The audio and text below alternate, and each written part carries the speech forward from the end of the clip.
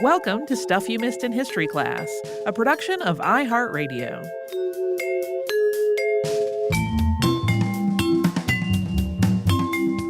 Hello and welcome to the podcast. I'm Tracy V. Wilson. And I'm Holly Fry. Today we are wrapping up our two-parter on COINTELPRO, including its targeting of so-called black nationalist/hate groups, and a targeting of a very vaguely defined movement known as the New Left.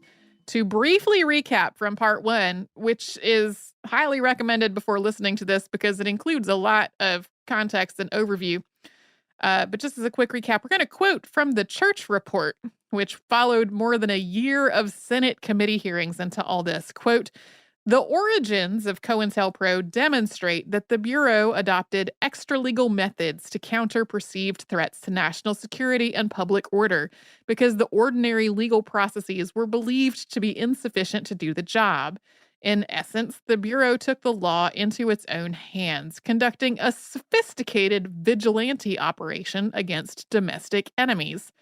Whether those targets were really enemies, though, that is a different question. The report went on to say, quote, "The choice of individuals and organizations to be neutralized and disrupted ranged from the violent elements of the Black Panther Party to Martin Luther King Jr., who the Bureau concedes was an advocate of nonviolence, from the Communist Party to the Ku Klux Klan, from the advocates of violent revolution, such as the Weathermen, to the supporters of peaceful social change, including the Southern Christian Leadership Conference and the Inter-University Committee for Debate on Foreign Policy." Just a heads up, in this episode, there are going to be some discussions of suicide and also police violence. In 1967, the FBI started COINTELPRO Black Nationalist Hate Groups. For the most part, targeting of civil rights groups that had been carried out under COINTELPRO CPUSA, which we talked about last time, rolled up under this newly established program.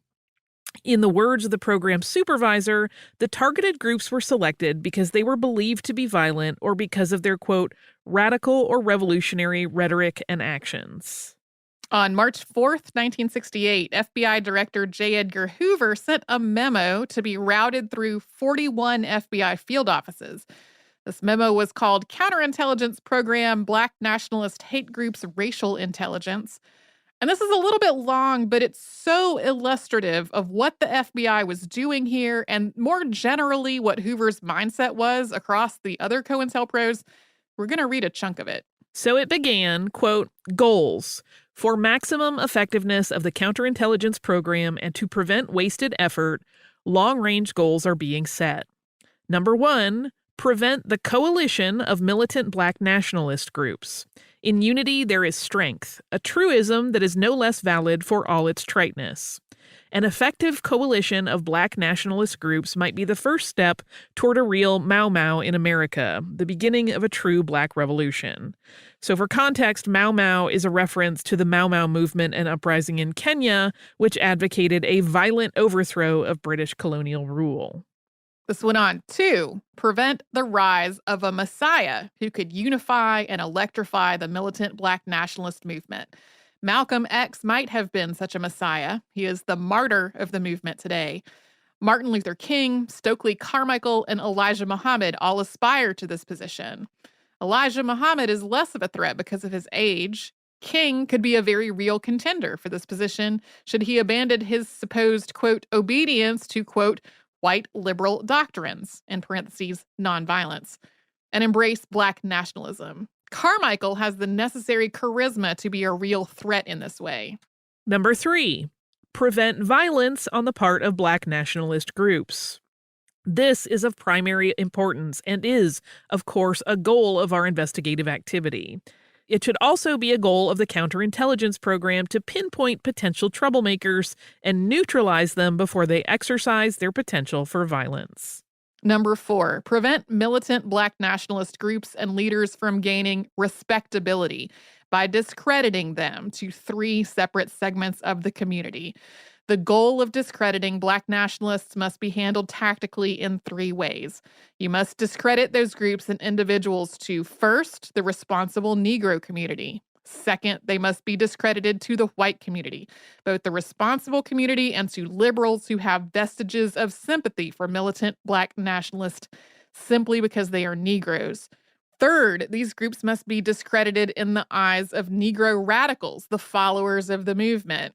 This last area requires entirely different tactics from the first two. Publicity about violent tendencies and radical statements merely enhances Black nationalists to the last group. It adds respectability in a different way. Number 5, a final goal should be to prevent the long-range growth of militant Black organizations, especially among youth. Specific tactics to prevent these groups from converting young people must be developed. This memo went on to outline the primary targets of this COINTELPRO that everything we just read was going to apply to. These were the organizations that Hoover described as the, quote, most violent and radical. It included the Student Nonviolent Coordinating Committee, the Southern Christian Leadership Conference, Revolutionary Action Movement, and the Nation of Islam. This is an incredibly weird list. SNCC has nonviolent right into the name. Like the Southern Christian Leadership Conference, Martin Luther King Jr. helped found. This represents the whole spectrum of from nonviolent direct action to revolutionary Black nationalism. And the FBI even noted that in its view, some individual members of the Nation of Islam had been involved in violence, but the organization itself was not violent. It was being targeted because of its separatism. Basically, the FBI grouped a lot of different organizations with a wide range of objectives and ideologies and tactics under this COINTELPRO that was supposedly about Black nationalism and hate groups. Some, as Tracy just mentioned, were strictly pacifist. Some advocated gun ownership or violent self-defense. Some spoke in very theoretical terms about the need for a revolution. And some of them called for an actual armed uprising or other violence. All very different ideologies, but still under this one umbrella.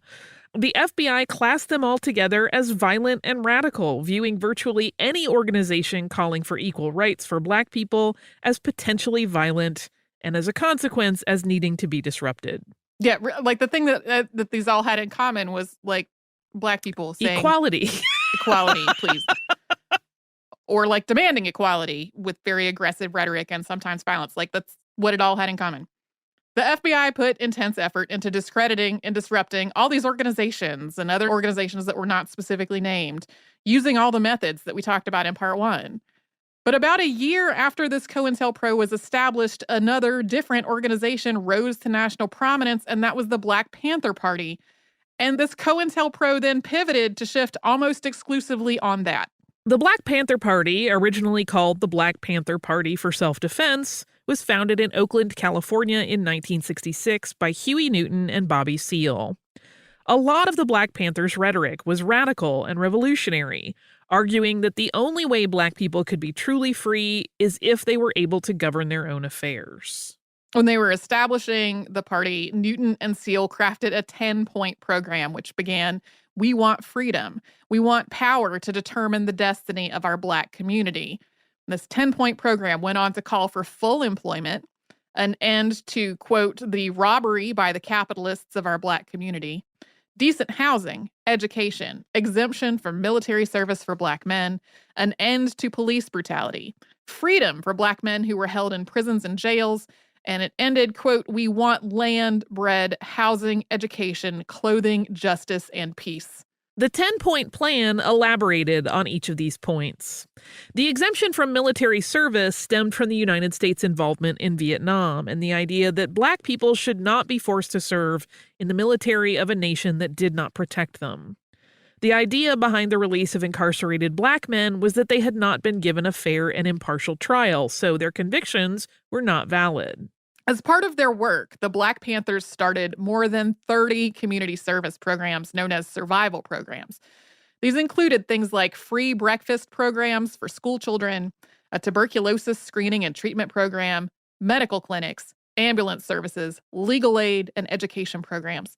The Black Panthers also created a screening program for sickle cell disease that later served as a template for the federal government's own screening programs.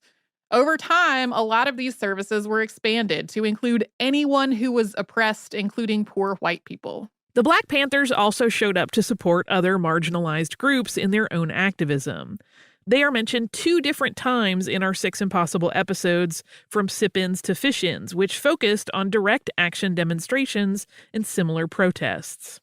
In that episode, we talked about the Black Panther support of the fish-in movement in the Pacific Northwest, and they're providing meals to disabled activists who took over the Department of Health, Education, and Welfare office in San Francisco during the Section 504 protests.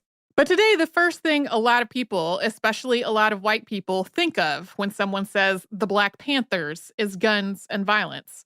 The Black Panthers organized armed patrols of Black neighborhoods to protect residents from police brutality and from gang violence. At one point, they staged an armed takeover of the California state legislature that was in response to gun control legislation. As other examples, outside of the party's organized activities, Huey Newton was involved in a shootout with police in 1967 in which an officer was killed. Bobby Seale was charged but not convicted with conspiracy to incite riots at the 1968 Democratic National Convention and of the murder of a 19-year-old Black Panther who was suspected of being a police informant. In a memo back to headquarters, a California field office described the Black Panthers as, quote, the most violence-prone organization of all the extremist groups now operating in the United States. And that alleged that they were performing, quote, not only verbal attacks, but also physical attacks on police. Later, J. Edgar Hoover called the Black Panthers, quote, one of the greatest threats to the nation's internal security. On November 25th, 1968, several FBI field offices received a memo ordering them to submit, quote, imaginative and hard-hitting counterintelligence measures aimed at crippling the BPP. It's, of course, the Black Panther Party. This directive was expanded to additional field offices in January of 1969. COINTELPRO Black nationalist hate groups soon focused almost entirely on the Black Panthers rather than on that collection of groups that we outlined earlier in that 1968 memo. Of this COINTELPRO's 295 documented actions, 233 of them were against the Black Panthers, using all those various techniques that we described in Part 1.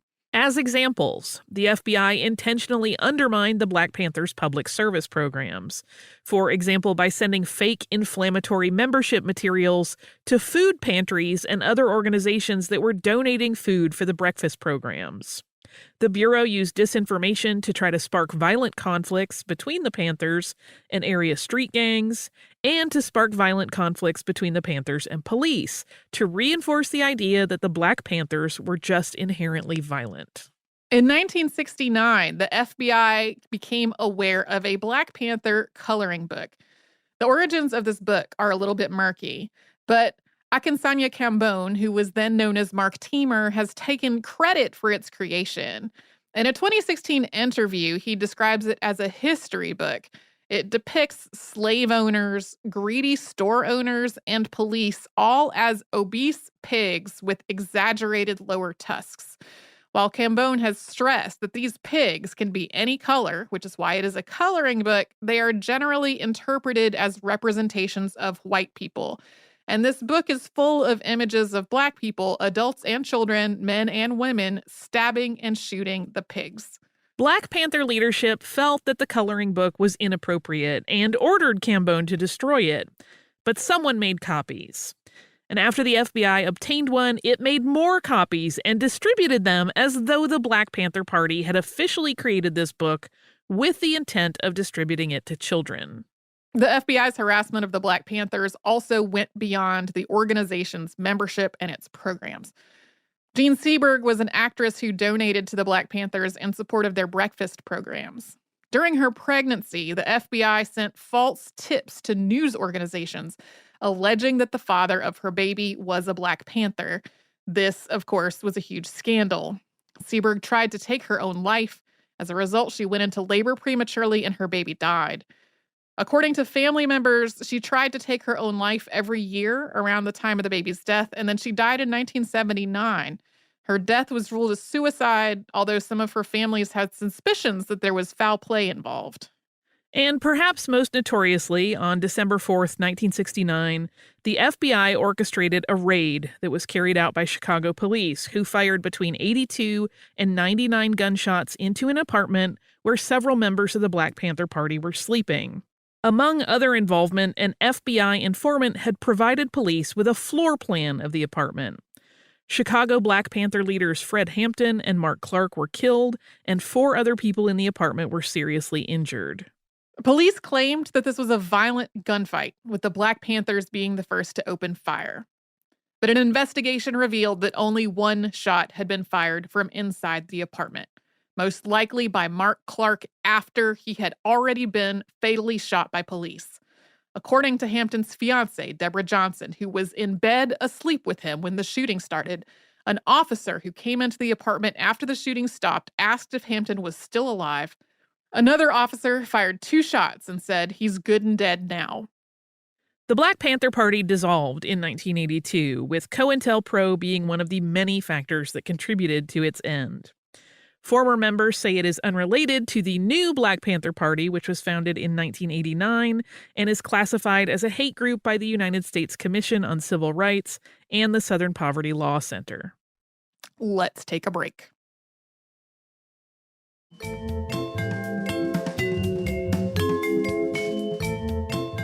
The last formal COINTELPRO that was described in the Senate investigation reports, we're going to talk about in a little bit, was COINTELPRO New Left, and that started in 1968. And of all the formally named COINTELPROs, this was the most loosely focused. And I mean, as we've discussed, most of them were loosely focused.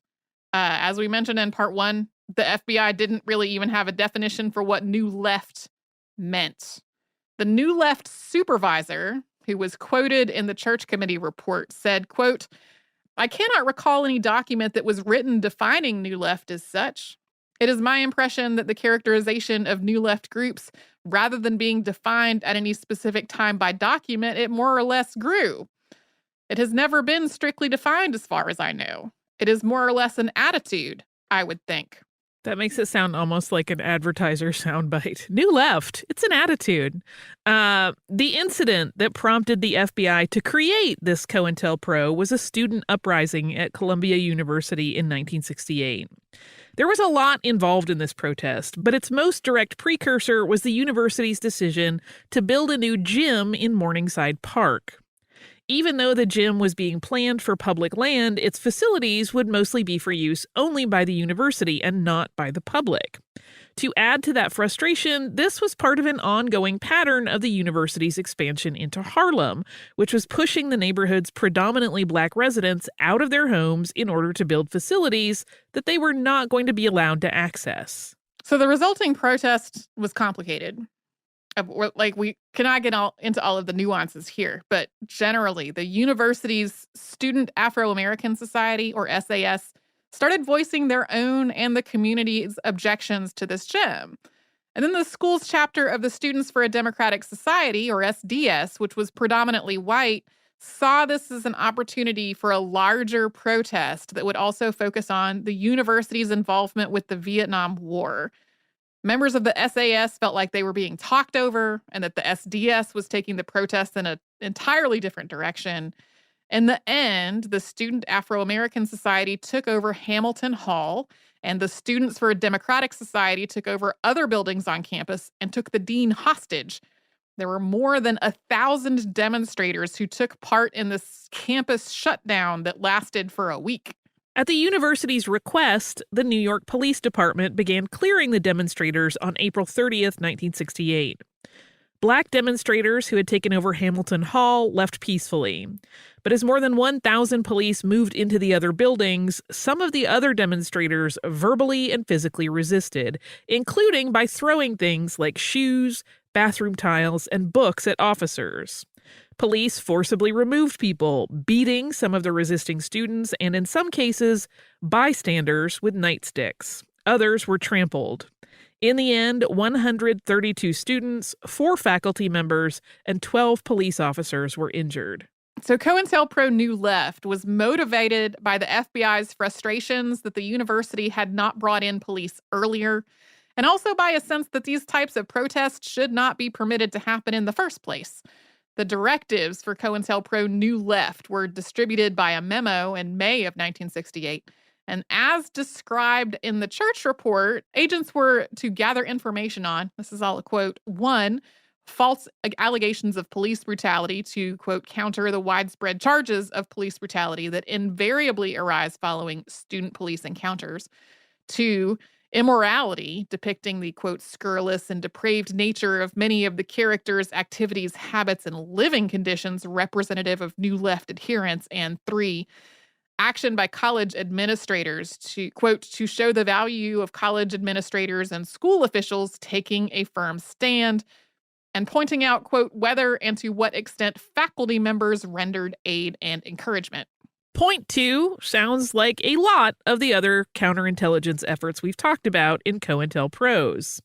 But otherwise, in the FBI's view, the use of force against demonstrators was warranted, and if demonstrators were injured in the process, they deserved it.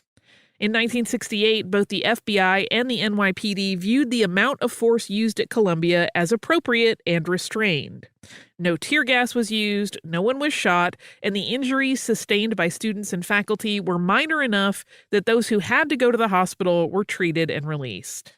That's just such a weird bar to me. Such a weird bar of whether the use was appropriate. Right. The use of force was appropriate was like, well, okay, but nobody died was kind of the tone of it. However, the FBI also had a similar interpretation in cases of police brutality that were far more clearly egregious. For example, after riots broke out during the 1968 Democratic National Convention in Chicago, a memo from FBI headquarters to the Chicago field office read, quote, once again, the liberal press and the bleeding hearts and the forces on the left are taking advantage of the situation in Chicago surrounding the Democratic National Convention to attack the police and organized law enforcement agencies. We should be mindful of this situation and develop all possible evidence to expose this activity and to refute these false allegations. Conversely, the Walker Report, which was prepared for the National Commission on the Causes and Prevention of Violence, concluded that there really was police wrongdoing. A portion of it read, quote, demonstrators attacked too, and they posed difficult problems for police as they persisted in marching through the streets, blocking traffic and intersections. But it was the police who forced them out of the park and into the neighborhood. And on the part of the police, there was enough wild club swinging, enough cries of hatred, enough gratuitous beating to make the conclusion inescapable that individual policemen, and lots of them, committed violent acts far in excess of the requisite force for crowd dispersal or arrest. To read dispassionately the hundreds of statements describing at first hand the events of Sunday and Monday nights is to become convinced of the presence of what can only be called a police riot.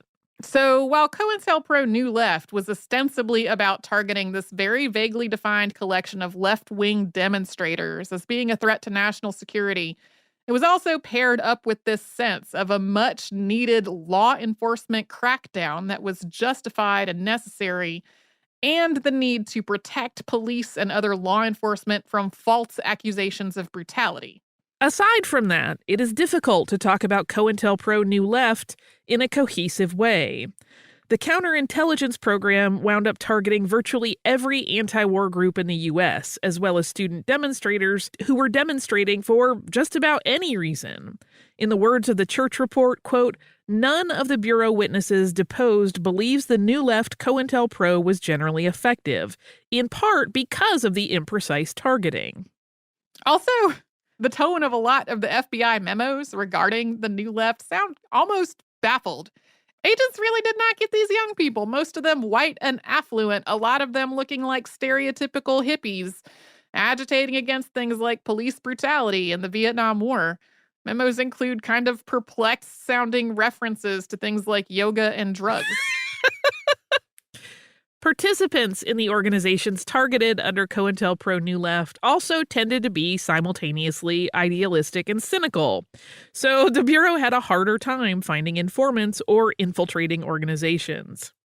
For example, the main phone at the national headquarters of Students for a Democratic Society had a sign taped to it for more than a year that said in capital letters, "This phone is tapped." Yeah, that is not to suggest that the other targeted organizations were clueless.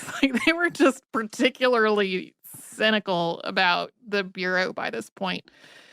The people who ultimately got the ball rolling on exposing COINTELPRO were members of anti-war and other activist movements that had been targeted during these programs' history, and we'll talk more about that after a sponsor break.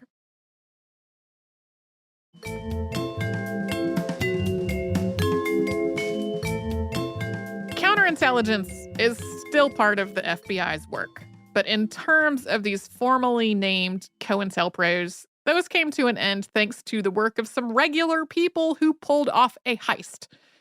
When we say regular people, they included a cab driver, a daycare center director, a social worker, and a professor. It sounds like one of those walk into a bar jokes.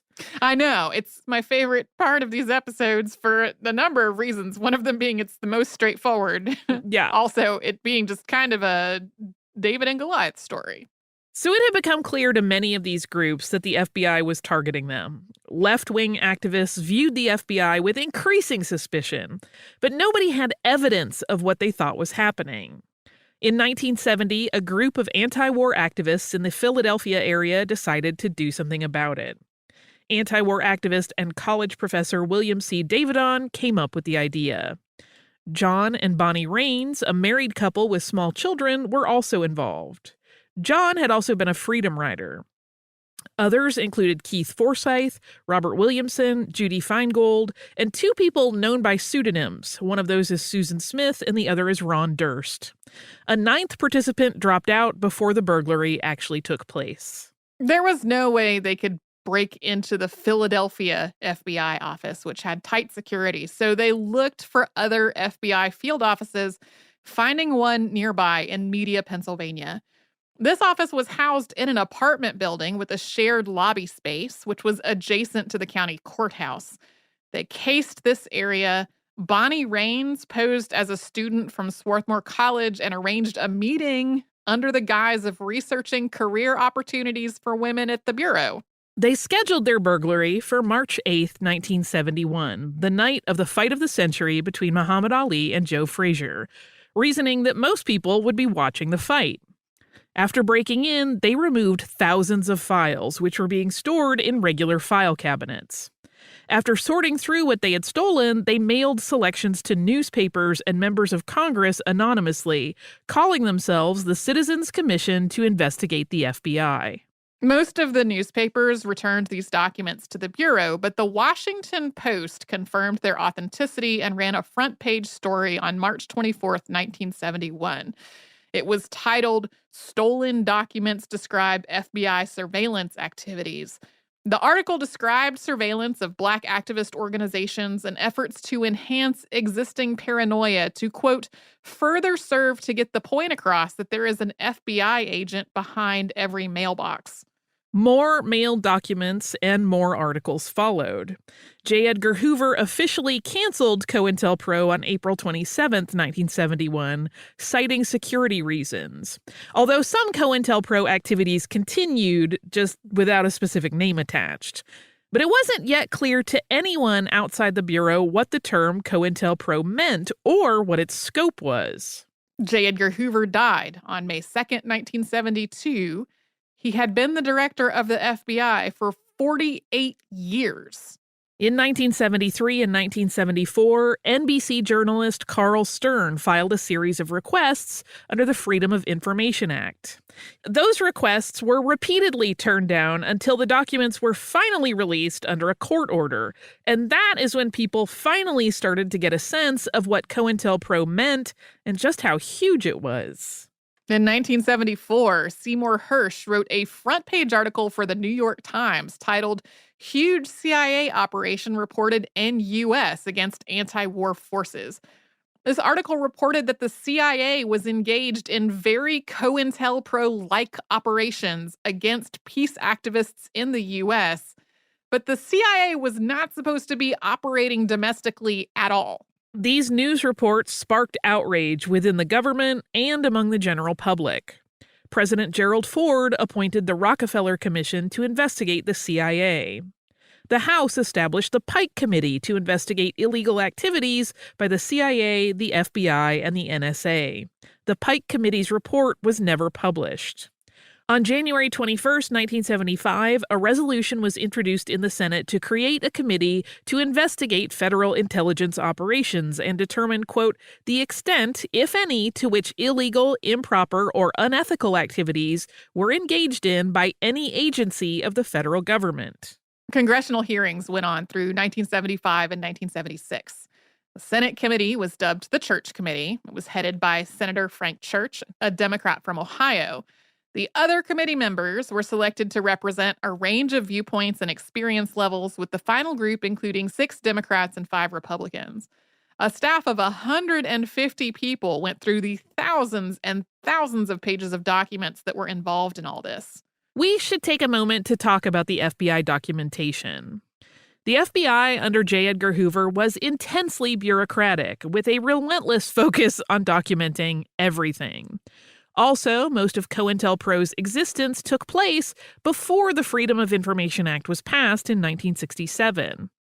All of it took place before the Privacy Act amendments were added in 1974, which gave citizens the right to see the FBI's files about themselves. In other words, the FBI was writing everything down, and it was not doing so with the thought that anyone might ever read any of this outside of the Bureau. Whether the information flow was going out to field offices and agents or back into headquarters, nobody was disguising their meaning or intent. Everyone was saying the quiet part loud and doing it in writing. Also, FBI documents from the COINTELPRO era are full of racist slurs and offensive stereotypes of Black people. After the FBI formally started COINTELPRO Black nationalist/hate groups, agents talked candidly about how if they didn't do a good enough job, the Bureau was going to be forced to hire Black agents. This idea even came with its own slogan that mimicked the accent of Attorney General Robert F. Kennedy, a rhyming couplet that ended with the N-word. Also, as a continuation of that note, there were only 5 Black FBI agents during most of the COINTELPRO era. They had been hired as personal assistants or drivers for J. Edgar Hoover, and then they had been given the title Special Agent during World War II so that they would not be drafted. So, back to the investigations. Most of the hearings were behind closed doors, both to try to prevent them from turning into a TV spectacle and also to protect information about the U.S. methods for conducting intelligence work. Even so, the hearings were criticized for threatening U.S. intelligence efforts, and Senator Church was accused of using it to bolster a presidential bid. While the Church Committee wanted to protect legitimate U.S. intelligence efforts, it also wanted the public to have a chance to learn about what was going on. And to that end, the committee held public hearings in September and October of 1975. These hearings were focused on specific areas of misconduct. This included information about a biological agents program run by the CIA, a domestic surveillance program from the White House, and the FBI's programs to disrupt the civil rights movement and the anti-Vietnam War movement. After 126 full committee meetings, 40 subcommittee meetings, more than 800 witness interviews, and a review of more than 110,000 documents, the Church Committee issued a report that described, quote, a pattern of reckless disregard of activities that threatened our constitutional system. And this was not just unique to the FBI, but the FBI is our focus here. The report went on to say, quote, the abusive techniques used by the FBI in COINTELPRO from 1956 to 1971 included violations of both federal and state statutes prohibiting mail fraud, wire fraud, incitement to violence, sending obscene material through the mail, and extortion. More fundamentally, the harassment of innocent citizens engaged in lawful forms of political expression did serious injury to the First Amendment guarantee of freedom of speech and the right of the people to assemble peaceably and to petition the government for a redress of grievances.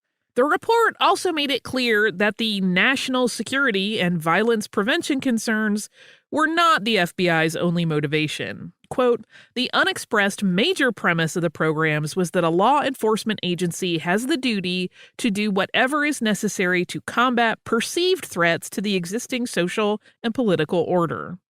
18% of the approved COINTELPRO proposals targeted speakers, teachers, writers or publications, meetings, and peaceful demonstrations, all of which were just exercising a constitutional right to free speech.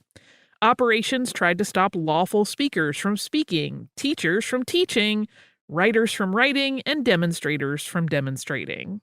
The Senate committee made 96 recommendations to, quote, place intelligence activities within the constitutional scheme for controlling government power. This included changes to how the FBI was run. That included a 10-year term limit for the director of the Bureau. It also included recommendations for additional oversight.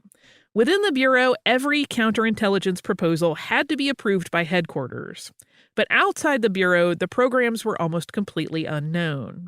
Specific elements of COINTELPRO CPUSA and White Hate were both known to various attorneys general, presidential advisors, and cabinet and committee members. For example, Attorney General Robert F. Kennedy authorized the Bureau's wiretaps of Martin Luther King Jr.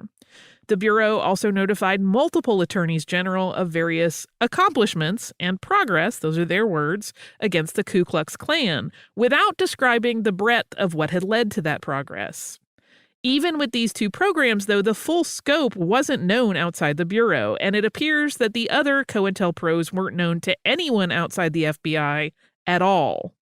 Efforts to bring in more oversight of the Bureau's activities included the Foreign Intelligence Surveillance Act of 1978. The exposure of COINTELPRO and the hearings that followed drastically affected mainstream American perceptions of the FBI. According to Gallup polls, the proportion of Americans with a highly favorable view of the FBI dropped from 84% in 1965 to 37% in 1975. At the same time, no criminal convictions followed the investigations and the Church report, even though that report detailed numerous instances of criminal activity. As we said, the FBI is still engaged in counterintelligence. In the years just after COINTELPRO was disbanded, the FBI did extensive counterintelligence work against the American Indian Movement and the Committee in Solidarity with the People of El Salvador. This included a disinformation campaign during the 1973 occupation of Wounded Knee, both to discredit the American Indian Movement to the general public and to try to create division within that occupation. COINTELPRO has also made headlines at numerous points since the mid-70s, comparing it to policies and programs that have been introduced during multiple presidential administrations. This includes comparisons to various aspects of the Patriot Act and the NSA's warrantless surveillance programs in the 2000s. The general focus on Black liberation as somehow inherently threatening and violent has also continued to be part of the FBI's rhetoric. In 2017 and 2018, leaked documents revealed that the FBI had targeted Black identity extremists as a major threat, with really similar language about potential violence to what was used during COINTELPRO. Quote, the FBI assesses it is very likely Black identity extremists, BIE, perceptions of police brutality against African Americans spurred an increase in premeditated, retaliatory, lethal violence against law enforcement and will very likely serve as justification for such violence. This was paired with criticisms that the FBI and other federal agencies were ignoring credible threats of white nationalist violence. Yeah, this was basically very similar protests to what has been going on in the last few months as we're recording this, which is on July 7th, 2020, with demonstrators basically saying, please stop shooting unarmed Black people, and the FBI creating this category of Black identity extremist, which led people to go, that's not a thing, though. Made that up. To circle back around to the Citizens Commission to investigate the FBI, none of them were ever prosecuted in connection with this break-in in Media, Pennsylvania. It is possible that law enforcement believed that the culprits went on to be involved with a different group of anti-Vietnam War activists who were known as the Camden 28. This group broke into the Camden, New Jersey draft board office and they destroyed draft records there. The Camden 28 were acquitted. 2 of the Citizens Commission to investigate the FBI actually were involved in that. So there's some speculation that law enforcement was like, well, they've already been tried and acquitted of this other thing. We probably have no chance.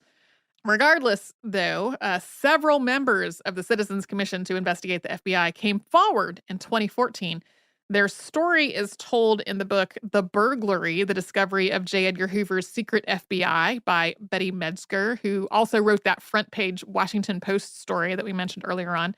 I have not read that book, but I have watched the 2014 documentary 1971, which also tells that story. It's COINTELPRO. I know it was a lot. Do you have listener mail to take us out? Hopefully on a peppier note. I mean, it kind of is. This is an email from Allison. I wrote back to Allison, but I thought other people might also find it helpful. Allison was writing about the behind the scenes where Holly and I talked about encountering racism out in the world and whether we were prepared to counter it. And so Allison wrote, "Hi, on today's behind the scenes mini, Tracy, I heard you say you have a response at the ready for when you hear someone say something racist. I'd love to hear what you would say, or at least a generalization, because I'm terrible with on-the-spot responses and terribly regret and think back on my lack of response or retort. I'd love to hear you're at the ready, so I might be able to have it in mind and practice so I can be ready if or when that should arise in the future. I hope and wish it would never happen, and I'd never have to hear anything as such. It's just horrible. I love what you both do and never miss an episode. Thanks so very much, Allison." So a thing that I am prepared to say, like, let's say I'm at the grocery store and the line is moving really slowly, which it probably is right now, and somebody behind me implies that it's because the person running the cash register is incompetent because of their race. I might say, I hope you're not saying that to me because you think I agree with you. I first heard that on a podcast. I'm pretty sure it was on an episode of Politically Reactive towards the end of its run, but I'm not actually sure. And like, that is when I want to make it clear to that person that that's not acceptable, the thing that they just said. But I'm also like not wanting to start a fight with that person that's a stranger in public. If I'm talking to a family member and the family member says something that is racist on some level, I might say, "I don't understand what you mean by that. Could you explain it to me?"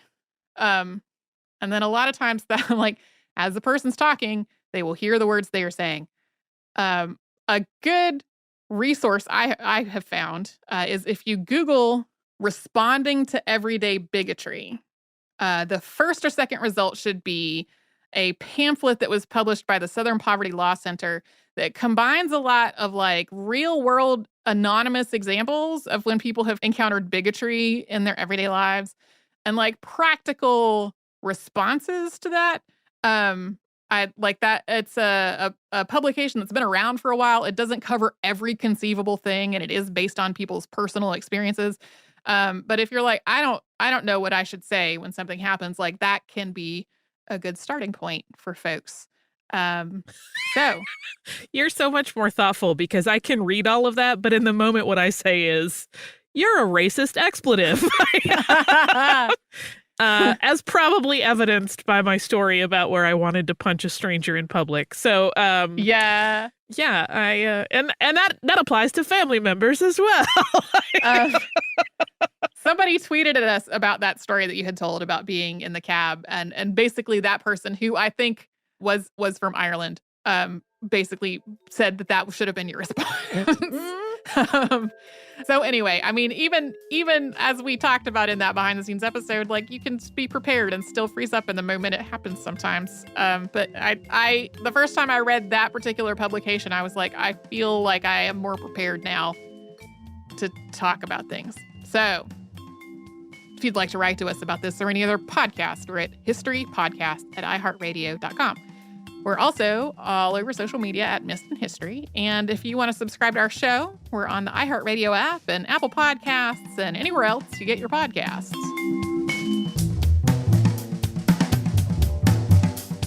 Stuff You Missed in History Class is a production of iHeartRadio. For more podcasts from iHeartRadio, visit the iHeartRadio app, Apple Podcasts, or wherever you listen to your favorite shows.